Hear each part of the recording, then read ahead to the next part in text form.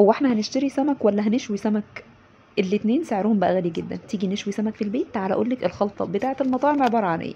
اول حاجه عباره عن 4 معالق او 4 أو 5 معالق من فصوص ثوم مفرومين او متقطعين. هتحطي عليهم معلقتين من الملح، الكمون، البابريكا، الشطه، الكزبره، وهتقلبيهم على بعض. تقدري تزودي عليهم نص ليمونه او معلقه خل. انا عملتهم كده على الناشف بصراحه، وبعد كده حطيت عليهم نص معلقه من الخل، ما زودتش خل خالص ولا ليمون. ليه؟ هقولك في الاخر.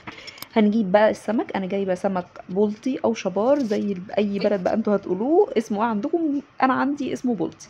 هنضفه كويس جدا وهنضف البطن، وبعد كده هبدا احط الدقه دي في البطن بتاعته. وبعد كده هنجيب كيس وهنحط عليه الرده، تقدري تشتريها من اي عطار. في نفس الوقت ده انا مولعه الفرن على درجه حراره 200، وحاطه فيه الصاج بتاع الفرن نفسه اللي جاي مع البوتاجاز.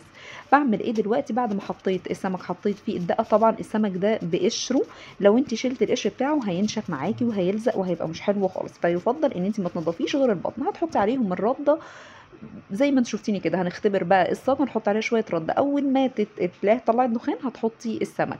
هنعمل ايه دلوقتي؟ هنعمل التلقيمه بتاعه السمك. هو انا سبت السمك في الفرن كده وخلاص؟ لا، كل حوالي تلت ساعه قلبته على الناحيه التانية. كل وش خد معايا تلت ساعه. ما تشيليهوش مادام لسه لازق او في ميه، بتشيليه بسهوله بعد مرور تلت ساعه. هنعمل ايه؟ بقيه الدقه اللي احنا عملناها هنحط عليها حوالي معلقتين او 3 معالق من الملح، وتحطي عليهم كوبايه ميه وتحطيهم على النار لغايه ما يسخنوا او تحس ان هم بداوا يغلوا.